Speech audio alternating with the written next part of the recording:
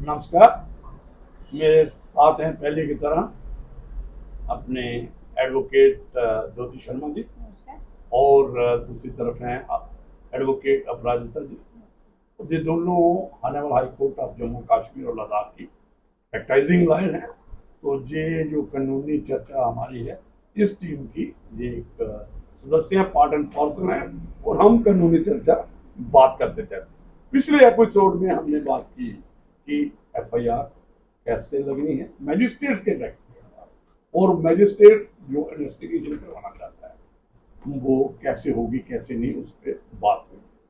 तो उसमें बात हुई है कि भाई प्री कॉग्निजेंस, अभी जो रजिस्ट्रेशन से पहले इन्वेस्टिगेशन ऑर्डर करने से पहले तो उसमें ये आया है कि अक्यूज को भी सुनना है, अगर पब्लिक सर्वेंट है तो उसको भी सुनना और सुपीरियर ऑफिसर से उससे इंक्वायरी करवानी है कि क्यों ऐसी सिचुएशन बनी, ये जो कंप्लेंट आई है जो विक्टिम लाया है ये क्यों अराइज हुआ, क्या मामला हो, public discharge of public duty में आता है ये नहीं, ये सारी बातें जो पिछले एपिसोड में हमने कवर की। आज बात जो होगी जो डायरेक्ट कंप्लेंट, जो कंप्लेंट केस मैजिस्ट्रेट के पास जो होता है उस पर बात करेंगे। जो पहले आपको याद होगा जो 200 होता था जिसमें जो कंप्लेंट दायर होती थी, तो आज वो 223 है। BNSS भारतीय नागरिक सुरक्षा संहिता 2023 जो 1 जुलाई 2024 से लागू हो चुका है। तो हमने देखा, जो हमें एक्सपीरियंस, जब हमें कमेंट्स आते हैं और हमारे से करें कि बड़ी प्रॉब्लम आ रही है इसको इंटरप्रिटेशन करने में, तो मैं ये एक पहले अपराजिता मैडम को कहूँगा कि इसको 223 की जो वर्डिंग पढ़े ताकि इसमें थोड़ा आगे हम बात करेंगे, फिर आगे बात करेंगे। Section 223 Examination of Complainant. Subsection 1 says a magistrate having jurisdiction while taking cognizance of an offence on complaint shall examine upon oath the complainant and the witness present, if any, and the substance of such examination shall be reduced to writing and shall be signed by the complainant and the witnesses and also by the magistrate. लेकिन proviso नहीं पढ़ोगी कोई फायदा नहीं होगा इसका। Please read out the proviso, फिर ये सारी चीज ये भी चेंज हो जाएगी। This proviso is the game changer. Provided that no cognizance of an offence shall be taken by the magistrate without giving the accused an opportunity of being heard. इसका क्या मतलब होगा? पहले accused को सुना जाएगा, इसका मतलब प्री कॉग्निजेंस स्टेज आ गई। बिल्कुल। उधर लफ्ज है व्हाइल टेकिंग कॉग्निजेंस। तो अगर मैजिस्ट्रेट कॉग्निजेंस लेते वक्त, देखिए बड़ो व्हाइल टेकिंग ये कंटिन्यू उसमें आया है ना, तो लेकिन टेकिंग कॉग्निजेंस से पहले क्या है, एक प्रोवाइजो नीचे है, क्या करेगा, इसका मतलब प्री कॉग्निजेंस है, अभी कॉग्निजेंस नहीं ले सकता, प्रोवाइडेड दैट, ये आपने पढ़ा, provided that no cognizance shall be taken by the magistrate without giving the accused an opportunity of being heard. तो ज्योति मैडम आप बताइए आपका एक्सपीरियंस पहले क्या था, अभी आप क्या चीज नहीं देख रही? मेरा एक्सपीरियंस जो पहले था, जो हम लोग क्रिमिनल प्रोसीजर कोड में पढ़ते थे और यहाँ प्रैक्टिस में लेके आए फिर उसके बाद, वो ये था कि जब भी मैजिस्ट्रेट के पास कोई कंप्लेंट आती थी तो on recording the statement of the complainant and the witness, तो मैजिस्ट्रेट क्या करता था, प्राइमा फेसाई जब देखता था तो कॉग्निजेंस ले लेते थे, तो फिर उसके बाद उसको समन जाता था अक्यूज को। लेकिन इसमें चेंज ये है कि बिफोर टेकिंग द कॉग्निजेंस आपने कोई ऑर्डर करने से पहले, प्रोसेस इशू करने से पहले नहीं, आप आगे चलेंगे अपॉर्चुनिटी ऑफ बीइंग हर्ड देनी है। क्या होता था कि पहले क्या होता था, समन आएगा उसके बाद स्टेटमेंट होती थी, इसमें क्या कि आपने अपॉर्चुनिटी पहले देनी है, उसके बाद कोर्ट क्या करेगा, कॉग्निजेंस लेगा। अच्छा, आप उस टेक्स्ट में जा रही हो कि जब अक्यूज आ जाता है वो आप 204 वाला प्रोसेस 204 जो अब जो opportunity BNSS of being में, heard prior to taking the cognizance. देखिए अभी सीधी बात है, बिल्कुल मुख्तर है, वो 2 to 7 में है। बिल्कुल प्रोसेस कुछ बात ही नहीं है, प्रोसेस की अभी कुछ नहीं है। मैं एक प्रैक्टिकल बता दूंगा आपको। जी। समय मैजिस्ट्रेट के पास कंप्लेंट है, कंप्लेंट ठीक है, जी। और मैजिस्ट्रेट कहता है कि ये कंप्लेंट केस ट्रीट करना। कई बार मैं एक और आपको थोड़ा सा बता दूं, ये जो FIR केस है उस वक्त मैजिस्ट्रेट के पास ऑप्शन होती है, अगर उस पर कुछ नहीं लिखा हो, अगर सिंपल अब उन्होंने एक आम आदमी अगर तो किसी एडवोकेट ने की होगी बात, तो वो उसमें रेफरेंस दिया कि मैं क्या इन्वोक करना था, मैं 156 पे अब करते थे, जहाँ अब 170 जो 3 है उस पर इन्वोक करवाना चाहते हैं, FIR लगवाना चाहते हैं और इन्वेस्टिगेशन करवाना चाहते हैं पहले पुलिस से। अगर वैसी बात हो तो नेचुरली उसमें चला जाएगा, कंप्लेंट उसको ट्रीट भी होगी।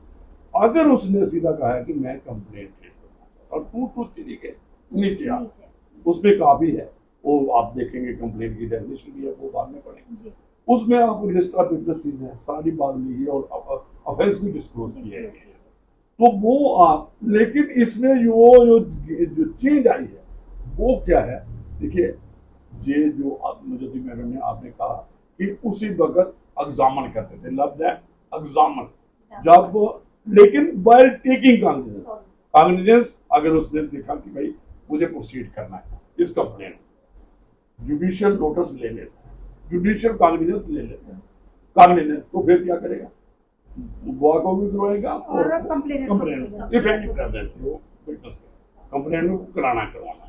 आगे नेक्स्ट जी जो आगे मेन, लेकिन अब वो वाली बात नहीं है, अभी पहले कंप्लेंट डायरेक्ट आती है आपके पास और उसको आप 23 के पास ट्रीट करते हैं, तो जज को सीधा नोटिस देगा, किसको, Accused को। तो जे वाली का, हाँ, फिर जब अक्यूज्ड आएगा उसको अपॉर्चुनिटी ऑफ बीइंग हर्ड होगा। अगर फिर जज साहब देखते हैं, मैजिस्ट्रेट साहब देखते हैं कि मुझे कॉग्निजेंस लेनी है, फिर कॉग्निजेंस लेते वक्त कंप्लेनेंट को एग्जामिन करना है और विटनेस को एग्जामिन करना है, ये एक प्रक्रिया का पार्ट है। तो नेक्स्ट मैडम एक पब्लिक सर्वेंट की बात हुई, जैसे हमने पिछले एपिसोड में वो किया था, तो पब्लिक सर्वेंट के खिलाफ अगर कंप्लेंट आती है तो उसके बारे में क्या है, वो भी प्रोविजो सेकंड है। Proviso second. Provided further that when the complaint is made in writing, the magistrate need not examine the complainant and the witnesses. A part. If a public servant acting or purporting to act in the discharge of his official duties or a court has made the complaint, or if the magistrate makes over the case for inquiry or trial to another magistrate under section 212. ये जो proviso है ये उसमें है कि अगर जैसे 192 होता है और अगर पब्लिक जो ये है, if a public servant acting और purporting to act in discharge of his office, ये कंप्लेनेंट कौन है, इधर है पब्लिक सर्वेंट, इस जो प्रोविजो के अगर वो है, और कई बार कोर्ट भी कंप्लेनेंट होता है, तो उस वक्त तो अगर राइटिंग में है कोई एग्जामिन वगैरह करने, ठीक है। तो दूसरा है अगर जज साहब को, मैजिस्ट्रेट साहब को दूसरे मैजिस्ट्रेट को, जैसे चीफ जुडिशियल मैजिस्ट्रेट है तो उसको फॉरवर्ड करना, 192 होती है आपको याद होगा, तो उसमें करना है, तो वो वाला मैजिस्ट्रेट एग्जामिन करना, तो अगर ये वाला मैजिस्ट्रेट खुद एग्जामिन कर लेता है तो फिर उसको नहीं करना है, इस पे क्लियर। ये जो प्रोवाइडेड है also that if a magistrate makes over the case to another magistrate, तो under section 212 after examiner complaint and witness, जैसे मैंने कहा तो वो खुद ही कर लेता है, तो फिर दूसरे वाले मैजिस्ट्रेट दूसरे ने नहीं करना, ये प्रोविजो उसके रिलेटेड है। जो सबसेक्शन 2 है वो पढ़िए, जहां पे पब्लिक सर्वेंट मौजूद बनता है। A magistrate shall not take cognizance on a complaint against a public servant for any offence alleged to have been committed in course of the discharge of his official functions or duties unless such public servant is given an opportunity to make assertions as to the situation that led to the incident so alleged, and a report containing facts and circumstances of the incident from the officer superior to such public servant is received. देखिए madam, आप बताइए इसमें देखिए, थोड़ा बात अगर करो। आपने वही बात है जो वही जो हमने पहले कही हाँ। कि अगर पब्लिक सर्वेंट जो है उसके उसके खिलाफ खिलाफ कोई चीज आती आती है है। तो इन दैट वेरी सिचुएशन जो है एक तो उसको सुना जाएगा पहले, opportunity of being heard is given to the public servant, और वाइल डिस्चार्जिंग हिज ड्यूटीज उसने अगर कोई ऐसी चीज की है तो दूसरा जो है उसके सुपीरियर से रिपोर्ट मंगवाई जाएगी कि इन फैक्ट एंड सर्कमस्टेंसेस में ये इंसिडेंट हुआ, बिल्कुल। जो हम पहले भी डिटेल में इसको डिस्कस कर चुके हैं। हाँ, वो डिस्कस किया है जो पिछले एपिसोड में हमने एफआईआर इन्वेस्टिगेशन कॉग्निजेबल ऑफेंस में करवाने के लिए, नॉन कॉग्निजेबल भी हो सकता है जहाँ पे मैजिस्ट्रेट ऑर्डर करेगा। ये वाला है डायरेक्ट कंप्लेंट, डायरेक्ट कंप्लेंट में Against- अपॉर्चुनिटी दी जाएगी, अब पब्लिक ऑफिसर दो काम है। रिपोर्ट भी आएगी सुपीरियर से फैक्ट एंड सर्कमस्टेंसेस को जानने के लिए किस सिचुएशन में चीजें इसका मतलब हुआ आप दोनों प्रैक्टिसिंग लाए हो, पहले तो मैजिस्ट्रेट को ऑर्डर करने पड़ेगा, उसके सुपीरियर को कि इंक्वायरी करो और रिपोर्ट सबमिट करो कि क्या कारण है, क्यों ऐसी सिचुएशन बनी, क्या सिचुएशन क्या थी, क्या क्या की नहीं वजह था, से ये चीज हुई है, और क्या एक और हम ऐड कर लेते हैं कि वाकई इंसिडेंट हुआ नहीं हुआ, किन सिचुएशंस में हुआ है, और public during the discharge of हाँ क्या वो डिस्चार्ज ऑफ ड्यूटीज थी नहीं, या किस उससे तरह बाहर हुआ है, ये उसको हम कर सकते हैं, ये अक्यूज को एक राइट मानता है। बन गया। बात जब कहेगा सर ये चाहता था तो मैं तो एक उसको राइट बनेगा डिफेंस कि भाई ये चाहता था, मैं ये काम नहीं कर रहा, नहीं करना। ये मेरे से गलती को जब अपॉर्चुनिटी आपको बीइंग हर्ड हार्ड मिल गई, इसको जिसके खिलाफ पब्लिक ऑफिसर जिसके खिलाफ कंप्लेंट आई तो उसमें वो अपनी बात रख सकता है, और सुपीरियर ऑफिसर भी एक रिपोर्ट दे सकता है, जिसका मतलब है कि मैजिस्ट्रेट को पहले opportunity of being heard and report report जो है बाय ऑर्डर एक कॉल कर दोनों काम साइमल्टेनियसली कर सकते हैं। उसको भेज दिया रिपोर्ट रिपोर्ट के लिए कि आप बताओ इस रिपोर्ट थोड़ा इंक्वायरी करो और रिपोर्ट दे दो, report mean factual what ground reality क्या है, क्या है, थोड़ा सा उसको circumstances मौका में क्या हुआ, और उसको भी साइमल्टेनियस नोटिस दे दिया कि आप अपनी बात आके जवाबदेही देंगे। और रख सकते हो अपनी। तो ये दोनों बातें होने के बाद ये जरूरी है, प्री रिक्विजिट है, उसके बाद वो फिर आ गया जो कॉग्निजेंस लेना है या नहीं लेना है, on the basis of the report and after hearing the accuse alleged accused जो भी है जो भी इसमें है, पब्लिक हाँ, सर्वेंट है, हाँ। तो उसको सुनने के बाद कोर्ट जो है फिर किस कंप्लेनेंट का बयान लेगा, और फिर witness अगर रिकॉर्ड लेना कोर्ट को चाहिए, लगता है। कॉग्निजेंस लेना अगर चाहिए, cognizance अगर लेना कोर्ट को चाहेगा लगता तब वो है, complaining अगर कोर्ट को लगता है basis कि रिपोर्ट भी आ गई है, सुन भी लिया है, अब जो है इसमें Cognizance लेनी पड़ती है। लेनी है, तो फिर कंप्लेनेंट का बयान रिकॉर्ड होगा, उसकी विटनेस का भी रिकॉर्ड होगा।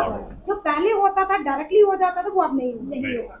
और आगे एक और आगे बात, छोटी सी बात है, मुझे लगता है कि जो आपका प्रोसेस इशू करने वाला है, हाँ एक जो आपका डिसमिसल वाला था 203, अभी मुझे लगता है ये 224 होगा कि अगर if complaint is made to a magistrate who is not Then to take the cognizance. ये वो वाला आ गया जो if the complaint is indicted return it to presentation to the proper, तो ये एक सेक्शन और आएगी इसके आगे 227, सीधा हम चले जाएंगे Section 227 227 पे इश्यूएंस ऑफ प्रोसेस। process तो इश्यूएंस ऑफ प्रोसेस पे पढ़ेंगे, जी अगर इसमें अगर नहीं दिखे कंप्लीटली तो केस नहीं बनेगा, नहीं बनेगा, तो फिर वो डिसमिस भी कर सकता है कर सकते कंप्लेंट हैं जी वही, लेकिन जहाँ प्रोसेस शुरू करना है करना। 2 वहाँ पे आगे क्या प्रोसीजर क्या होगा? हाँ। Section 227, subsection 1. If in the opinion of a magistrate taking cognizance of an offence, there is sufficient ground for proceeding, and the case appears to be a part, a summons case, he shall issue summons to the accused for his attendance, or a warrant case, he may issue a warrant, or if he thinks fit, a summons for causing the accused to be brought or to appear at a certain time before such magistrate, or if he has no jurisdiction himself, some other magistrate having jurisdiction, provided that summons or warrants may also be issued through electronic means. Second subsection says, no summons or warrant shall be issued against the accused under subsection 1 until a list of the prosecution witnesses has been filed. Sir पहले इतना अच्छा ठीक है, तो इसमें क्या है, देखिए हमने थोड़ा सा, मैंने जैसे 223 है वो 226 है, जो जिसमें डिसमिस कर सकता है कंप्लेंट अगर मेड आउट नहीं होता है, एक जो कॉग्निजेंस नहीं देता। अगर यहाँ पे और अभी इसमें ही आपको मिल जाएगा 227 में कब जाना है, प्रोसेस कब इशू करना है। If in the opinion of the magistrate taking cognizance of an offence, जब उसने स्टेटमेंट एग्जामिन कर लिया इसको कंप्लेनेंट को और उसके विटनेस को, और उसके बाद क्योंकि पहला प्रोसेस हमने बोल दिया, there is sufficient ground for proceeding, और प्राइमा फेसी केस देखता है कि ऑफेंस मेड आउट हुए हैं और ये मुझे प्रोसीड करना है, तो फिर वो कहते हैं अगर समन केस है, समन केस और वारंट केस कहाँ से पता चलेगा बताइए। उसके जो समन और वारंट केस है उसके शेड्यूल से पूरा से उससे पता चलेगा, क्योंकि बैक साइड पे आपके शेड्यूल रहता है कि कौन से ऑफेंस में कौन सा ट्राइबल है, कौन सा ट्राइबल है। बिल्कुल, तो अगर समन केस होगा समन निकालना है, अगर वारंट होगा तो वारंट निकालना। तो एक इसमें जो आप आगे पढ़ो, एक आपने पढ़ दिया लिस्ट ऑफ विटनेसेस अगर नहीं दी है, हाँ सर ये मैं सबसेक्शन ये मैंडेटरी है, लिस्ट ऑफ विटनेस फाइल करना। ऑब्वियसली अगर उसने लिस्ट ही नहीं दी कि मैं किसको एग्जामिन करना है, कौन कौन से मेरे में, तो वो विदहोल्ड करेगा और उसको डायरेक्शन दे सकते हैं आफ्टर कंप्लायंस। हम जिस और थोड़ा सा एलैबोरेट कर देंगे तो हमारी प्रैक्टिकल नॉलेज है, ये नहीं जो हम कंप्लेंट डिसमिस कर देंगे, ऐसा नहीं है। तो जब हम प्रोसेस ओपिनियन बना लेते हैं, प्रोसेस इशू, हाँ 225 में चले जाएंगे, 6 में चले जाएंगे, जो 203 था पहले, अगर आपने डिसमिस कर दिया। जब आप आगे जा रहे हो जब हमें कॉग्निजेंस के लिए आना है, और कॉग्निजेंस ले लिया, प्राइमा फेसी होल्ड कर लिया और इशू, तो उसको मुझे लगता है फिर आपने एक मौका देना चाहिए कि लिस्ट ऑफ विटनेसेस, हां इंटरेस्ट ऑफ जस्टिस में आपको देना ही पड़ेगा। ऐसा मतलब एक प्रैक्टिकल बात है। तो एक और बात मैडम पढ़ो, तो जिस सम्मन और वारंट निकालेंगे अकॉर्डिंगली, एक और बात है सेक्शन 4 says, हाँ, when by any law for the time being in force any process fees or other fees are payable, no process shall be issued until the fees are paid, and if such fees are not paid within a reasonable time, the magistrate may dismiss the complaint. देखिए ये दूसरी बात आ गई, जैसे आपको तलवाना, आपने सुना है कोई तलवाना, जैसे आप सिविल केस में नहीं करते थे फॉर्मेट होता है उसमें, वो हम तलवाना क्या होता है, प्रोसेस भी आपने प्रोसेस सर्वर को इन्वॉल्व करना है, आपने सम्मन तो निकाला, कोर्ट काम हो गया, कोर्ट का आगे उसको सर्विस के लिए लेना है, वो सर्विस के लिए प्रोसेस सर्वर उसकी तमीली को जो हम अपनी लोकल भाषा में बोलते हैं तमील को उसको भेजना है, पुलिस को भी भेज सकते हैं अगर ब्रांट है, तो वो वाला एक ये मामला आ गया। तो एक इन्होंने कहा है लास्ट में 5 रह गई आपकी, nothing in this shall deemed to affect the provisions of section 90। ये उसमें क्या है, इसमें मैंने पढ़ा है, ये आप भी पढ़ो, ज्यादा वही है जो पहले उसमें कहा है, ये 90 जहाँ होगा पहले उन्होंने कहा कुछ नहीं है, आप अगर 2 एडिशन भी हो सकते हैं, सब अगर आप सम्मन की जगह ब्रांच में तो निकाल सकते हो, यहाँ जरूरी है, तो वो एक वो प्रक्रिया है बस। 87 जो भी होगी इसमें, जैसा हमें इस पे जाना है प्रोसीजर में, और ये जो चीज है इसमें, तो ये निकला नचो, ये जो सारा हमारा इसका है जो 223 से शुरू किया था हमने, कि वो वाला जो उसको पहले अपॉर्चुनिटी पब्लिक सर्वेंट की बात आ गई, opportunity of being heard, report call होगा की सुपीरियर ऑफिसर से, और फिर उसके बाद प्राइमा फेसी 204 वाला 227 वाला आ गया, 206 था, अगर पहले डिस्मिसल कर दे कंप्लेंट नहीं भी बनता केस, तो अगर बनता है प्रोसेस सम्मन भी हो सकते हैं, डिपेंड्स अपॉन द केस क्या ऑफेंसेस क्या मेरे होते, तो वो शेड्यूल में आप देख सकते हो कि ये ऑफेंसेस सम्मन में जाएंगे, सम्मन ट्रायल होगा या सम्मन ट्रायल। तो मुझे लगता है ये काफी है आज के लिए, तो हमने ये बात कर ली, तो ये बड़ी एक जो प्रैक्टिकली जो दुश्वारी आ रही थी वकीलों को भी और जो हमारे जो मैजिस्ट्रेट थे उनको भी, और मुझे लगता है जिस अकेडमिक और जो प्रैक्टिकल नॉलेज के लिए जो हमने आज बात की है, जो इंटरप्रिटेशन की है, तो मुझे लगता है काफ़ी है। तो नेक्स्ट एपिसोड में दोबारा मिलेंगे, नए टॉपिक से बात करें होगी। Thank you very much.